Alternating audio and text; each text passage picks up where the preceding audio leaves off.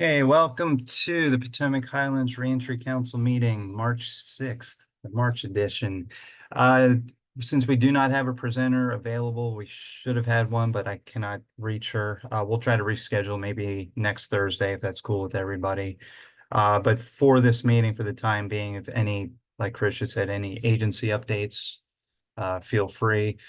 As for myself, I'm taking Catherine's position starting on Monday, March 10th as the Eastern Regional Coordinator for both Potomac Highlands Regional Jail and Eastern Regional Jail.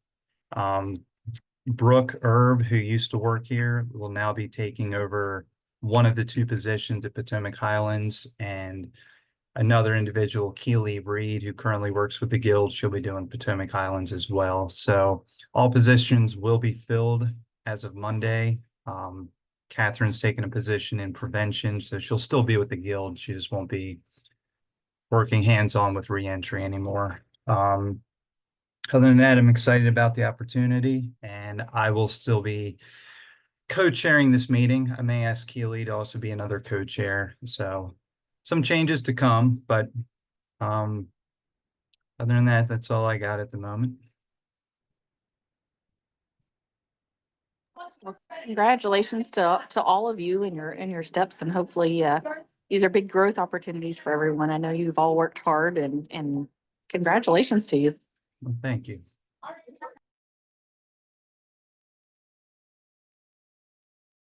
I have a quick update to share. So yesterday we were on maybe it was yesterday, I can't remember, someday this week, we were on the Martinsburg call, and there was an issue with a client who is currently homeless, living in a tent. And so we were kind of looking to see what we could do for DMV as far as getting them some type of address to put on an ID. So I reached out to the DMV and spoke to a couple people there. What we did find out is kind of twofold. So the first thing is there is a form, which I will put in the chat here, that you may have heard of already, may not have. Where the heck I put it? Okay, I'll put it in the chat in a second as soon as I find where I just saved it to. But it's a form that if someone is staying in a homeless shelter, they can sign off on an affidavit and say that they're living there. And there are certain people at each homeless shelter that are able to do that, and they can use that as a temporary address. However, that does not work for our folks that are unhoused, that are like actually living on the street in a tent, or bouncing from house to house. So I was trying to get them to agree that we could use like a homeless coalition for like a temporary kind of solution. They said that there are statutes that prevent them from doing that, which I understand. But he also said we do not check how long the person is staying at the homeless shelter. So I took that as, if they go and stay one night and the homeless shelter is willing to sign off on it and say that they're there, that's their residence, then that might be our workaround. Our next steps, I was talking to Krisha and Bev, and our next steps are going to be to start reaching out to homeless shelters, just make sure that they're aware that this affidavit exists, and that they're using it. And if they're not, if we can get them kind of to work with the DMV to get them to sign off and be a person who's able to sign off on those forms, on the actual affidavit. The other thing is to just see, what, if they have specific rules, how long, they're requiring somebody to stay before they'll sign off on it, so that we can maybe kind of get a spreadsheet together and have that information to share. So we're just kind of hoping that's kind of our group that we feel like we're losing folks, because they can't do anything until they get that ID, and they can't get housing, and they can't get assistance, and then there's just that cycle. So that's kind of our next step. That's what we're going to work on, reaching out to some folks, and where we're at. And I'll put that affidavit in the chat, so that way if you're working with somebody and you need to use that, he says it's on the website, but it's not very easy to find, but that the homeless shelters are aware it exists. I just always worry that there are some that don't know that it's actually there. So I'll share that with you all here in a second. Thanks. That's awesome. So is it like a temporary ID, or is it a regular ID? It's a regular ID. They would, of course, be under the same rules that if they get another more permanent housing, that they would have to, reach out and do the change of address. Sure. But if it's something that gets them the physical card in their hand, then I think that's what we need to do.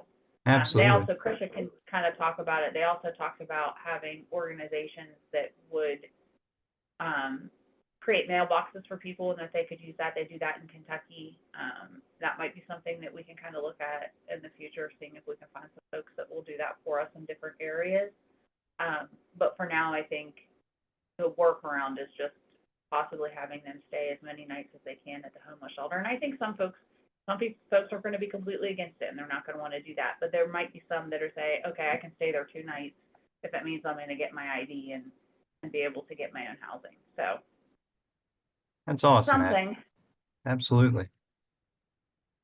Have you been doing any reentry simulators? No. No. So I'm sure you're all following what's happening with the federal government right now, and we are currently in what they call mission critical travel status, meaning unless I am going somewhere because I'm an attorney representing the government, I'm not traveling. So I can't do any simulations. I had one scheduled for Elkins at Davis and Elkins College there, and they were actually going to implement it as part of their curriculum once I went through and trained everybody, but we've had to put that on hold. So we're looking at spring for that now, next spring. So that's why I'm trying to get involved in whatever I can from here. If it's making phone calls and doing other stuff, I still want to be a big part of the reentry world, and hopefully they don't take that title away from me. So we'll see. Let's hope not. I'm just hoping I have a job. I'm keeping my head down and doing my work and making sure that I still come here every day. So that's where we're at. Thank you for the update. Absolutely. I have something, it doesn't really pertain to crisis center, but I do know it, as far as reentry is concerned, there's I guess the circuit court judges recently decided that medical marijuana cards are not going to be allowed for people on probation and parole. So I don't know if everybody is aware of that. I know there were some POs that were encouraging their clients to get the card, especially as far as recovery is concerned, and they're giving them the option to petition to the court, to the judge, to keep the card or whatever. I'm in the process of working on that with someone. I'm not sure what that's going to look like or if it's going to work, but that's seemed to be kind of relevant news too. I've heard similar with that, Rebecca. I've talked to a probation officer who kind of said he pretty much agrees with that federal ruling or I think it was actually the state hearing that they're kind of going off of.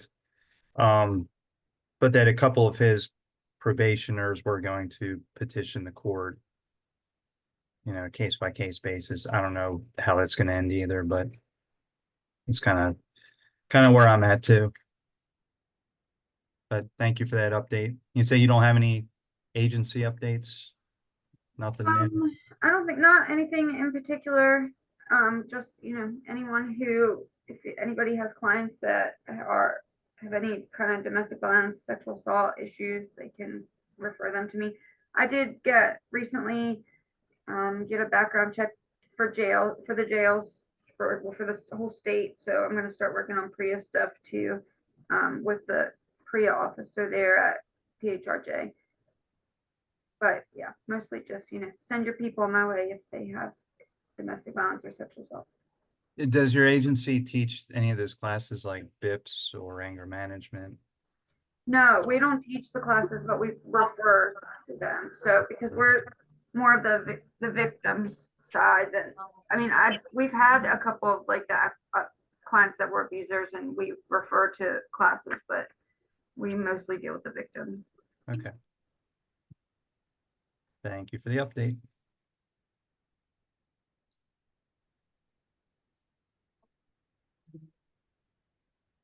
Steven, Aaliyah, any updates your way? No. We haven't had any updates. And we got some conferences and stuff like that I'm gonna be traveling to, but it's just kind of business as usual at the moment. So nothing coming down on a federal level affecting anything yet? Not yet. The biggest thing that has happened is vocational rehabilitation, DRS, which you guys have heard the rumblings. They officially went on order of selection. So substance abuse will be put on a waiting list. If you weren't already a client and you're not level 1 with with your disability, then you're going to be put on a waiting list. So SUD doesn't count for the medical like disability anymore like it used to, because I used to be able to just write a quick note that said this person has been diagnosed with and has been treated for SUD, and that would qualify them for DRS, but that you can't do that Well, now. they'll still qualify, but there's different categories of disabilities. Right. Substance abuse is in category 3.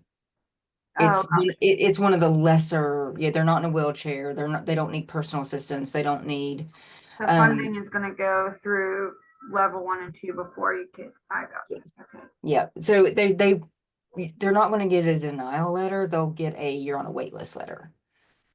And if the funding becomes available, then they'll start working down the wait list. But it is official. The federal government, RSA, which is the Rehabilitation Services Administration, that's the division within the Department of Education that deals with vocational rehab, approved it, and it is what it is, and we're stuck with it until funding increases. And this funding cut has nothing to do with the current administration. And we found out, and the funding cut happened back in October, when for some reason, I don't know why the feds, their financial fiscal year starts October 1. So that was when we were informed. So I can't, that has nothing to do with our current administration. They've been working on it since October to try to get the order of selection worked out, and all the different agencies that have to approve it. Because DRS can't just make it and say, here you go, this is it. It had to go through approval processes. So, yep, if you send people to DRS, expect them to get you're on a wait list letter. But the people who are already clients of DRS with SU, like they won't be affected. They are affected in that the amounts have been decreased, especially tuition amount. So if you're in school and you're used to getting, $10,000 a year from DRS for your tuition, that amount has been cut down to $4,800. Wow. So people are having to take out student loans and things like that.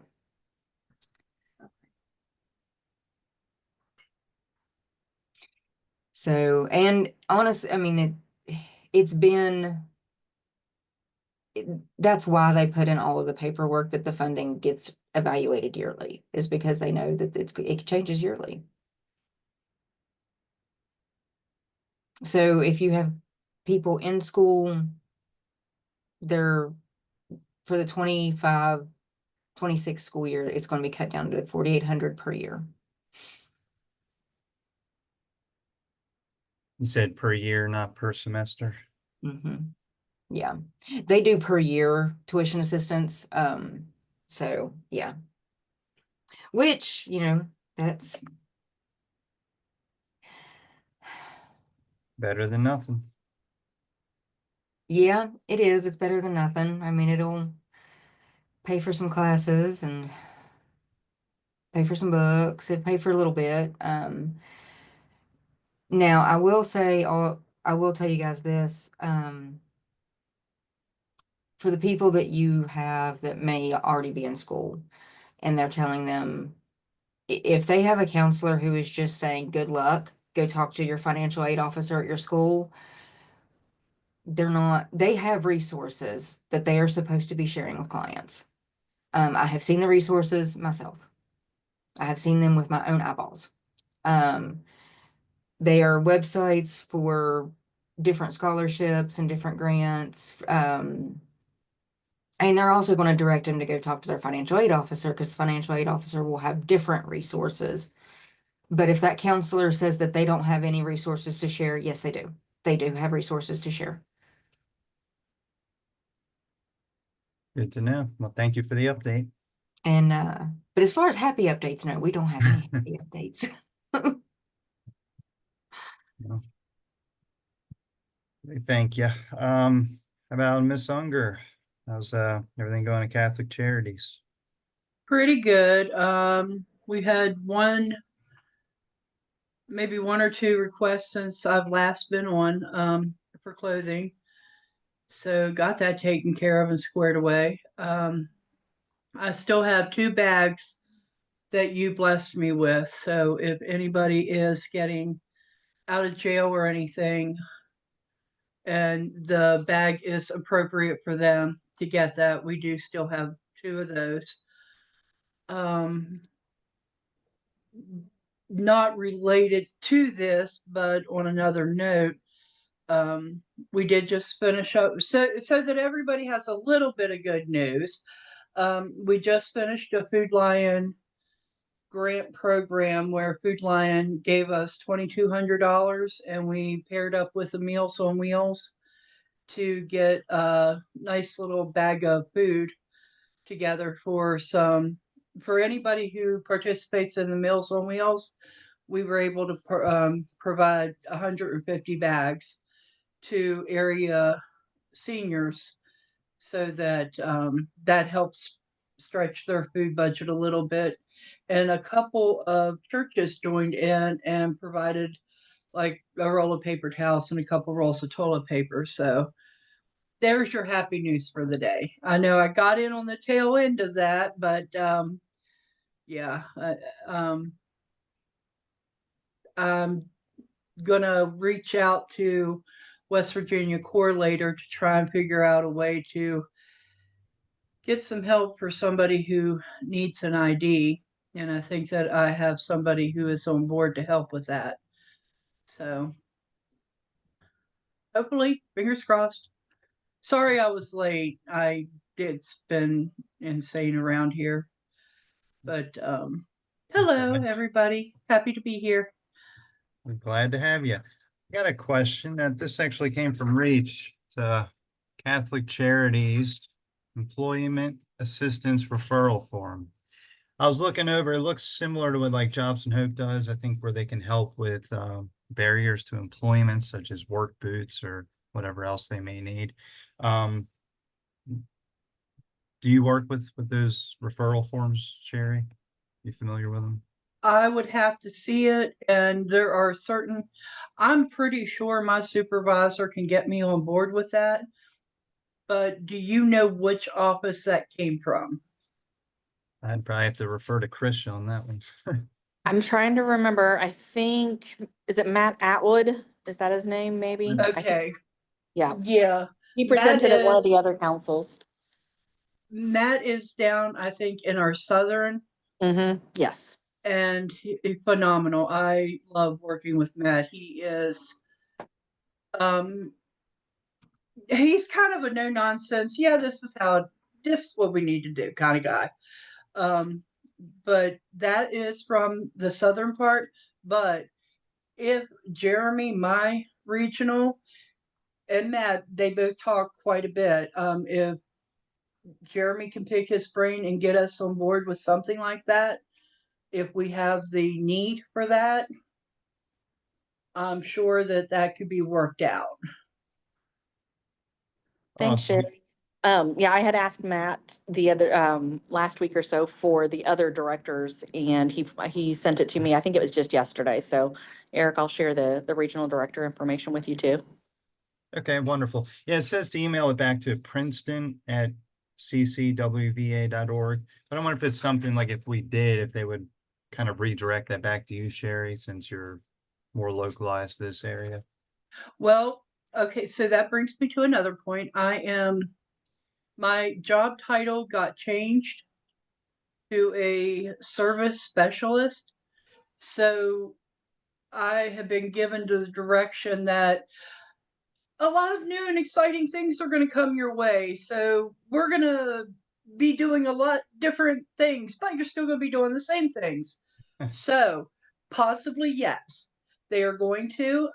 Once I get on board with dotting the I's, crossing the T's kind of thing, probably so. We're trying to get away from the stigmatism of case manager, because nobody wants to have their life managed. I am the front of the line on that. So we're trying to get that stigmatism out of, we're here to tell you which way to go, and going in the direction of where do you want to be and what roadmap can we use to make it happen, which Eric and I have talked many times, and that's the direction I've tried to always take. They adopted my roadmap theory. So I'm happy, yay. So probably that is going to be in our area. Probably not tomorrow, because everything in West Virginia, and this came from the top dogs about 25 or 30 years ago, and it still rings true. Everything in West Virginia moves like a turtle with 3 broken legs. So I will try to expedite that. And I will reach out to my regional and say, hey, guess what? We have a good opportunity here. And I can get back with you on that. Okay, awesome. Well, congratulations on your promotion, service specialist. I like it. Yeah, That's awesome. thank you. How about Seth? Anything new with groups? Not much. Obviously, we'll be in Charleston tomorrow for Advocacy Day, so looking forward to that. Couple little things working on. We're actually trying to implement a pilot for smoking cessation, and Hep C testing and treatment program. So, a couple little things we're working on the side. So, other than that, status quo. And congrats, Eric, Well, on thank the you, new sir. position. Thank you, sir. I appreciate it. And as always, appreciate you being on this meeting. Yep, definitely. Miss Jen, anything new and exciting at Northwood? Not too much. Still have our crisis units. We have 3 beds open today in Wheeling, and we have, I believe, 8 beds open in Brooke County.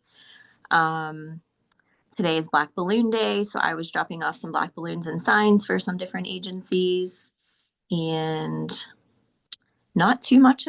Not too much. We're ready for spring. Cool. Awesome. How about Miss Sherry from Aetna Better Health of West Virginia? No updates. We're just trying to monitor the Medicaid situation at the federal level and state level, and see what has to happen and what we can do to keep helping members get their healthcare needs met. So What have we learned? You probably have more of an inside look at that than any of us. to be honest, it flip-flops probably on a daily basis. So we really haven't learned anything at this point. There's,